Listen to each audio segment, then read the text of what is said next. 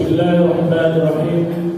Nahmadullaha rabbana rahim wa nusalli wa nusallim ala rasulil karim. Asyhadu an la ilaha illallah wa asyhadu anna Muhammadan abduhu wa rasuluh. Allahumma shalli ala sayyidina Muhammadin wa ala alihi wa sahbihi. Allahumma shalli ala Muhammad wa barik ala Muhammad. Allah Ta'ala berfirman Al-Karim, a'udzu billahi minasyaitonir rajim. Subhana rabbil asra bi abdihi ila al-masjidil haram wa al-masjidil aqsa al-ayat. Summa qala ta'ala fil ayatil ukhra laqad kana fi qisasihim ibratun lil albab. Inna salata tanha 'anil fahsya'i wal munkar al-ayat. Puji dan syukur mari kita panjatkan kehadirat Allah yang Maha Ghafur agar kita tercatat sebagai orang yang bersyukur dan tidak kufur. Alhamdulillah, berkat qudrat dan inayah Allah Subhanahu wa taala, kita semua masih diberikan oleh Allah nikmat sehat wal afiat, tidak dirawat di bayu asuh. Alhamdulillah, detik ini kita semua oleh Allah masih diberikan panjang umur, belum dikubur, dan kita semua masih oleh Allah diberikan nikmat hidayatul iman, hidayatul Islam, sehingga tidak dipenjara di alun-alun. Yang kami hormati para kesepuhan, para pengurus TKM, para ustadz, wabil khusus guru kita Ibu Hajais yang alhamdulillah bisa bersilaturahim dengan kita semua. Salawat dan salam semoga senantiasa tercurah limpah kepada Nabi besar Muhammad SAW, pada keluarganya, sahabatnya, tabi'in, dan kita sebagai umatnya. Alhamdulillah, berkat wasilah keluarga besar DKM Al-Muhajirin, kita bisa melaksanakan 3 ibadah penting. Yang pertama adalah ibadah sholat isya berjamaah tadi. Yang kedua, melaksanakan ibadah silaturahim dengan fadilah yang sangat banyak. Yang ketiga, melaksanakan ibadah thalabul ilmi. Dan yang ketiga adalah melaksanakan ibadah untuk mengkaji, mengungkap cahaya-cahaya Al-Quran yang kita bisa amalkan di era digital milenial saat ini. Alhamdulillah, mudah-mudahan kumpulan ini menjadi kumpulan kelak di surga Allah Subhanahu wa taala. Kita akan mencoba buat iman pada saat ini, peringatan Isra Mi'raj ini mengambil hikmah dan ibrah sistem perawatan saja, ya. Karena kemampuan menyimak menurut ilmu psikologi, kemampuan menyimak manusia itu hanya kuat 15 menit. Biasanya kalau lebih dari 15 menit, jasadnya di masjid, ruhnya sudah di rumah atau sudah tidak sadar. Maka itu kita sistem per ronde. Rencana ini 5 ronde. Tapi kalau nanti di ronde pertama sudah banyak yang KO, kita hentikan saja pada saat ini, ya. Nah, biasanya kita kemampuan menyimak sangat terbatas, dan nanti kalau sudah 15 ronde pertama, di tag-nya dulu. Bapak masih kiat, masih jaskeun deui ke ronde yang kedua. Tiba-tiba rahimahumullah, sebelum kita mulai untuk mengambil ibrah, karena yang paling wajib adalah mengambil ibrahnya, mengambil pelajaran. Nanti kita akan melakukan 2 gerakan. Bahasa legenda mah double openement. Kita akan lihat situasi secara tarikh bagaimana kondisi pra sebelum Isra Mi'raj, proses Isra Mi'raj dan pasca Isra Mi'raj. Yang kedua, nanti kita lihat dengan pendekatan syariat sholat. Dan yang ketiga, kita lihat the power of sholat. Kira-kira itu 5 ronde lah. Nah, tapi nanti lihat kondisi. Kalau sudah ada banyak yang bergelimpangan, Jasadnya di sini, tapi roomnya di luar, kita hentikan saja. Paket hemat berkualitas. Nah, Alhamdulillah, sebelum kita mulai, kita panjatkan doa pada saudara-saudara kita yang dilanda gempa bumi di Turki, Suriah, yang sudah menembus angka 25.000 lebih yang tewas dalam gempa itu. Saudara-saudara kita, tunjukkan kepedulian paling tidak dengan senjata doa yang serius. Karena kalau kita tidak peduli, kita terancam pada statement Kanjeng Nabi, laisa minna, kata Nabi, bukan termasuk golongan kami. Man lam yahtim, yang tidak peduli pada penderitaan kaum mukminin. Didoakan mudah-mudahan saudara kita di Suriah, di Turki, mudah-mudahan Allah berikan keselamatan, dan mudah-mudahan banyak yang hewan kita diselamatkan dan diberikan kesehatan, keikhlasan, kesabaran di dalam menjalani musibah yang sangat berat memporak-porandakan dua negara besar. Dua timur rahimahullah, alhamdulillah kita juga masih berada OTW di detik-detik akhir di bulan Rajab. Pas kebetulan ini adalah detik-detik proklamasinya, yaitu sekarang tanggal berapa Bapak Ibu? 27 Rajab. Wah, ini sudah diatur ini supaya pas momennya gitu ya.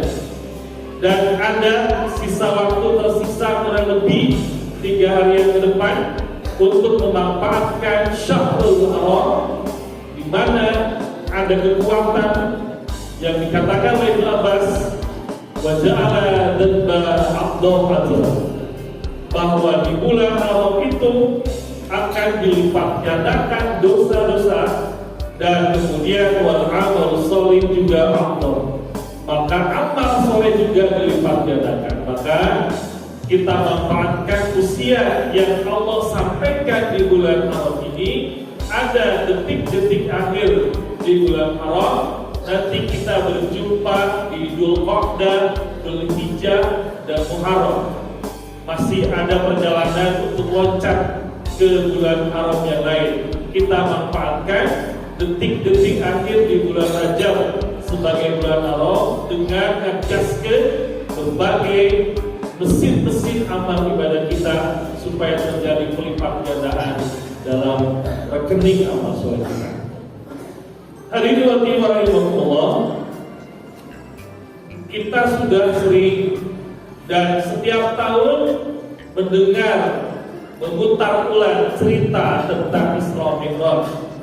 Sudah di usia PAUD, usia TK, SD, SMP, SMA, kita sudah sering mendengar itu.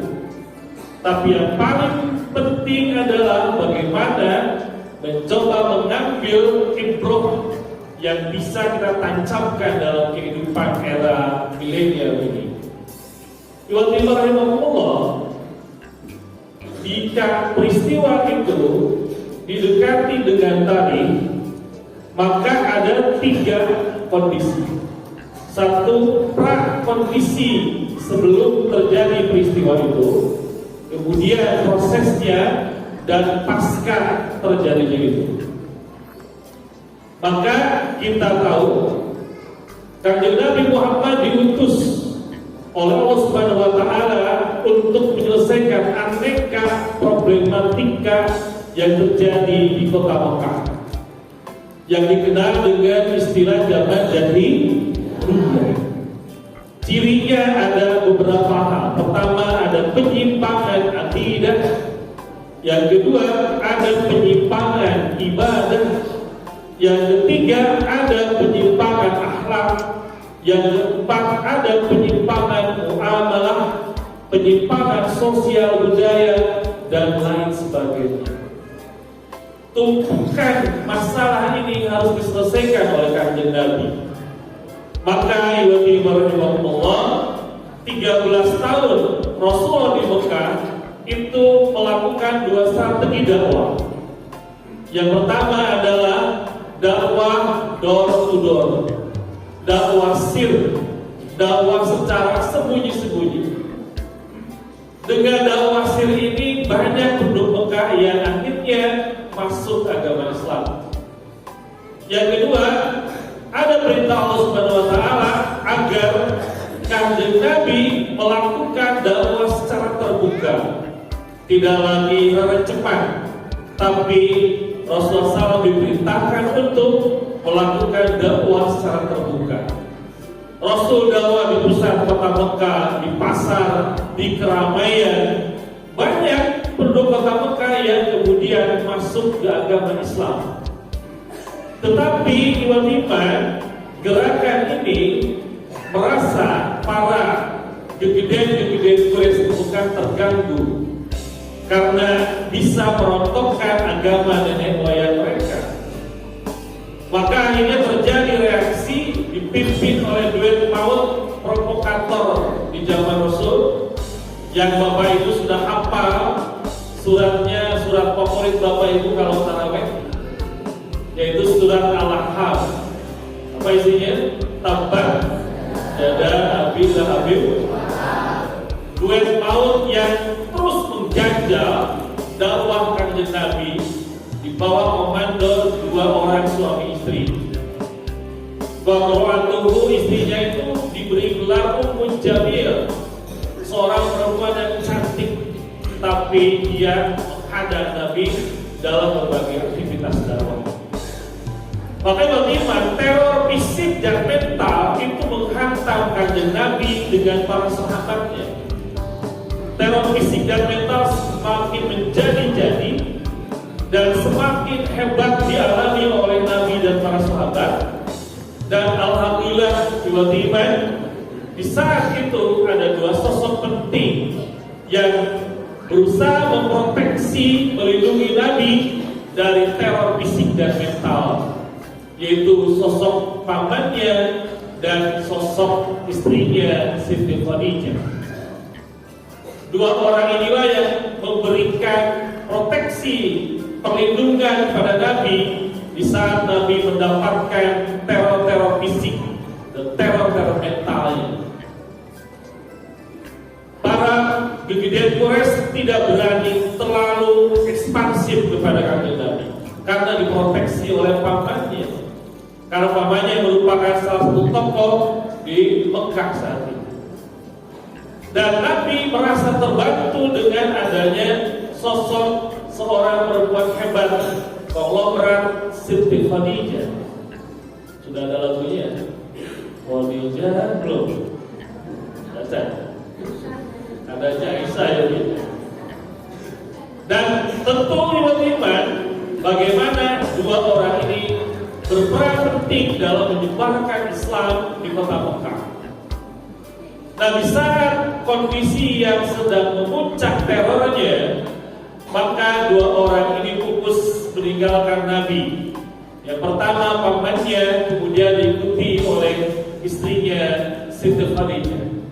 Singkat kata, Rasulullah dalam kondisi, kalau istilah cita-cita gegana, gelisah galau, merana, cita-cita. Nah, Kanjeng Nabi dalam kondisi yang sangat galau karena ditinggal oleh dua orang sosok penting dalam dakwah. Satu sisi teror fisik dan mental ke Kanjeng Nabi semakin hebat, semakin menjadi-jadi. Dalam situasi ini perlu ada yang disebut dengan represi. Anak-anak di pesantren suka jenuh, anak-anak suka jenuh. Ibu di bumi suka jenuh, suka jenuh. Para roster tinggali istri kalian satu pun, tinggali cari danau, cari sisi. Wah, kemana sok ada, pasti selalu ada titik jenuh. Tahu apa sok jenuh apa? Itu biasa aja kali. Selalu ada titik jenuh. Lamun kalau dilanjutkan untuk bahasa Sunda mau bener guys, maka perlu direpresikan dan kemudian dalam kondisi psikologis yang sangat kompleks, yang sangat berat, yang sangat sulit. Satu sisi tidak ada, kalau bahasa sekarang masih paruh napasku gitu ya, bebek Siti Khadijah, separuh jiwaku bebek Siti Khadijah tidak ada. Nah, dalam kondisi seperti itulah Allah Subhanahu wa Ta'ala kemudian melakukan represi yang disebut dengan Isra. Isra itu artinya perjalanan malam. Kalau ibu-ibu ngabring ke Wiskul situ bulan, ditaruh kutatannya, kemana ibu-ibu? Pada Isra, perjalanan. Nanti mudik, startnya jam 10 malam, ditaruh seperti kutatannya, mau mereka mana? Isra, perjalanan malam. Karena secara semantik Isra itu adalah perjalanan. Maka waktu yang paling asik untuk refreshing itu adalah malam. Namun panas, siang harus reda panas gitu ya. Nah, apa? Singkat kata, maka kemudian diisrokan dalam surat Isra yang ceritanya sudah Bapak Ibu tahu di usia TK masalah ini. Singkat kata, kemudian sampai di Masjid Al-Aqsa, kemudian yang paling utama adalah dapat oleh sholat 5 waktu. Secara tarikh tasrih, para ulama sepakat bahwa penetapan sholat 5 waktu itu terjadi pasca Rasulullah Isra Mi'raj. 1,5 tahun yang paling masyhur itu adalah 1,5 tahun sebelum terjadinya hijrah. Nah, rahimahullah, peristiwa ini dianggap sangat berat oleh Kanjeng Nabi karena akan berhadapan dengan logika publik bahwa kalau zaman dulu mah logika perjalanan dari Masjidil Haram ke Masjidil Aqsa itu adalah 1 bulan naik kuda, naik onta. Tapi ini dalam sekejap, sehingga kemudian disebut dalam sekejap. Sampai sebelum subuh sudah sampai lagi. Nah, ketika Nabi antara iya atau tidak mengalami peristiwa itulah disasar kembali oleh Abu Lahab, ditantang oleh Abu Lahab untuk menceritakan peristiwa itu di pusat kota Mekah. Disasar oleh Abu Lahab. Wahai Nabi, berani gak menyampaikan itu? Lamun cek sudama Abu Lahab teh asa mogok manggi golowong teh keur yang menjatuhkan Nabi, maka ini kesempatan, sebab ini peristiwa not logic, masalah gitu, bukan tiku akal. Maka Nabi berat, lamun disampaikan pasti ada reaksi. Akhirnya Kanjeng Nabi kemudian menerima tantangan Abu Lahab itu, dan Rasul akhirnya dengan berat hati harus menyampaikan ke publik kota Mekah tentang peristiwa ini. Akhirnya disampaikanlah bahwa pada malam tadi melakukan perjalanan ke Masjidil Aqsa dan sebelum subuh sudah tiba di sini. Akhirnya, halo, masih ada ya? Masih giat ya? Soalnya udah ronde 1 ini. 15 menit pertama, ronde pertama, season pertama. Siap ya? Tak masih udah 12. Jas gede ya, ronde kedua. Tiba-tiba rahimahullah, pasti Rasul akan menghadapi gelombang penolakan yang besar di penduduk kota Mekah. Maka setelah Kanjeng Nabi menyampaikan peristiwa itu dan Abu Lahab bersiap untuk menyasar kembali reaksi dari publik kota Mekah saat itu, maka yang pertama setelah Rasul menyampaikan, banyak yang menolak. Wah, segala tipu akal. Wah, tidak masuk akal. Banyak segitu seperti banyak. Terus akhirnya sebagian yang sudah masuk Islam balik kanan kembali ke agama yang lalu. banyak yang melakukan penolakan terhadap peristiwa ini. Karena yang logiknya adalah peristiwa itu dilalui dengan 1 bulanan full perjalanan tanpa berhenti. Itu logiknya. Nah, maka terjadi balik kanan gerak. Sebagian besar penduduk Kota Mekah tidak mempercayai peristiwa ini. Sebagian lagi dalam kondisi galau. Itu betul nggak ya? Itu benar nggak ya? Terus gitu bimbang. Sebagian yang kaum muslimin yang sudah masuk Islam mendengar peristiwa ini bimbang. Wah, itu betul tuh. Teka-teki otak kita. Akhirnya ketika kelompok yang galau tadi sedang bimbang disasar kembali oleh Abu Jahal. Maka kemudian akhirnya yang galau itu tiba-tiba balik kanan, sebagian besar balik kanan untuk kembali ke agama nenek moyang mereka akibat dari peristiwa ini. Ketiga, golongan kecil yang di bawah komando Abu Bakar Siddiq karena diberi gelar Siddiq terpercaya dan paling cepat membenarkan, maka akhirnya sebagian kecil penduduk Kota Mekah mempercayai peristiwa itu. Itulah mengapa peristiwa ini penting dalam tarikh. Nah, maka pasca Rasul selesai Isra Mi'raj tadi, Rasul melanjutkan perjuangan jihadnya. 1 tahun setelah peristiwa ini, Rasul hijrahlah ke kota Madinah. Sekian ya.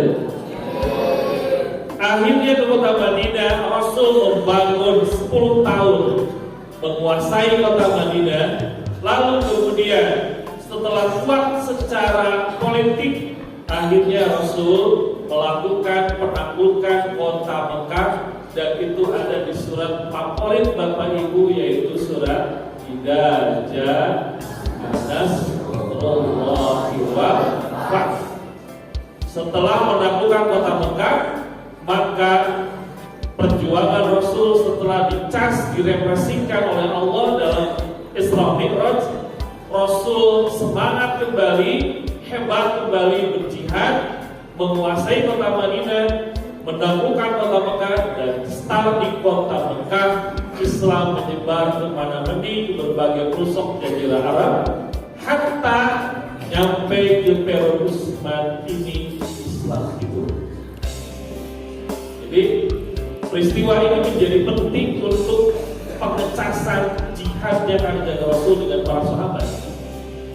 Maka sekarang penduduk dunia sudah 8 miliar, kemudian penduduk muslimnya 2,5 miliar, itu adalah penduduk muslim. Artinya apa?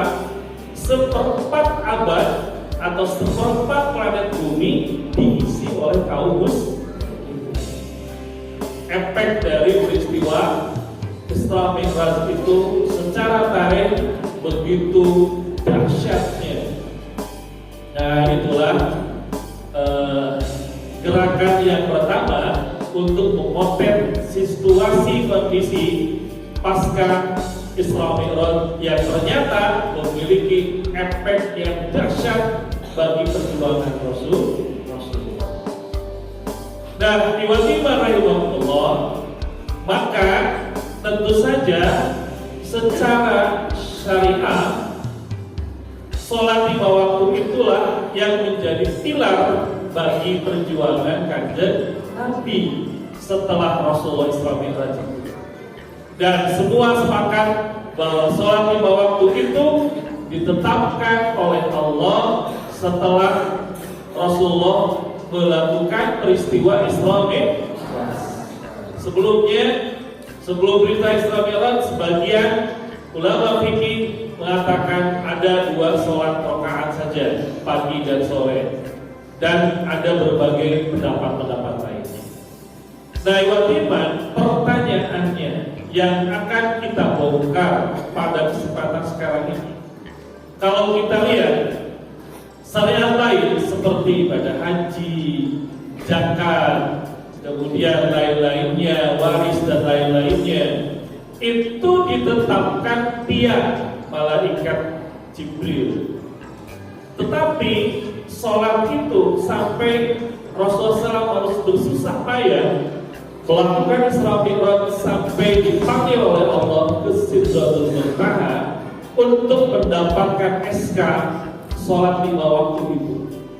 Ada apa sehingga kemudian Allah Subhanahu wa Ta'ala mesti memanggil langsung Rasulullah untuk diberikan SK sholat 5 waktu itu? Inilah yang menjadi bahan untuk kita semua membongkar apa maknanya bagi kita sekarang di era milenial untuk memahami peristiwa ini. Alhamdulillah betul dengan rumah itu. Luar dari masih kira-kira masih kuat masih? Kita lanjut. Just gede.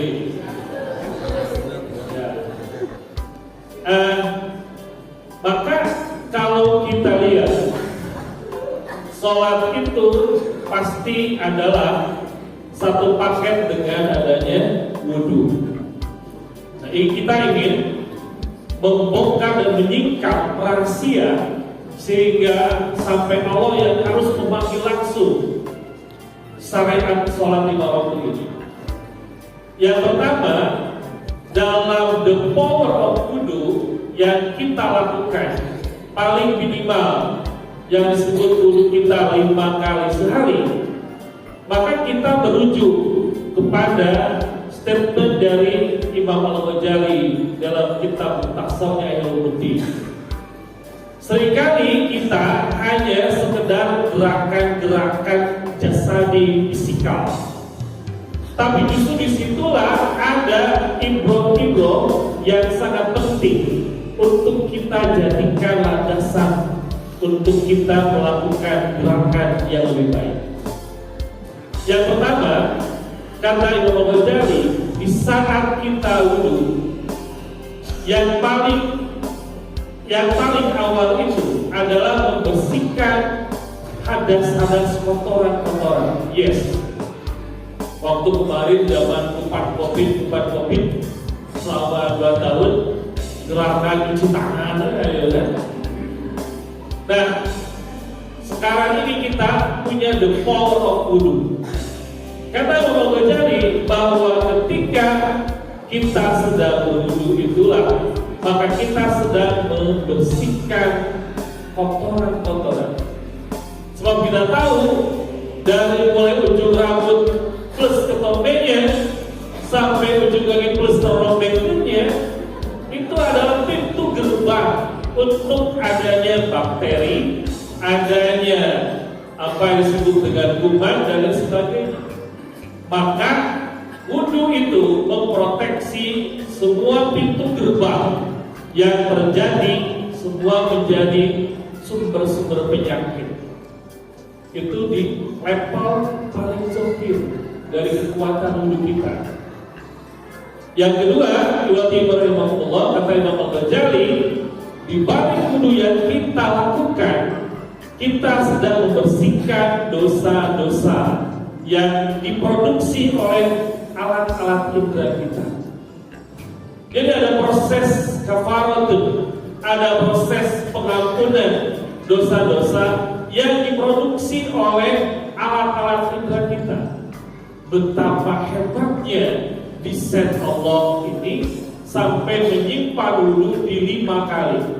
Kalau kita lihat iman dari bangun tidur kita kemana mandi, tangan ngopepan, tangan kemana mandi, maka dibersihkan melalui wudhu subuh. Pasca subuh ada yang ke pasar, ada yang ke toko, ada yang ke pabrik, ada yang ke kebun, ada yang ke sawah, dibersihkan kembali melalui wudhu sholat subuh. Beres sholat subuh, alias dari pas tasirul filar, ayo naik angkot, naik gojek, ke pasar senen, ke pasar kok, kemana mandi, tempelan bakteri juga dalam diri kita masih nempel, dibersihkan lagi oleh Allah melalui wudhu sholat asar.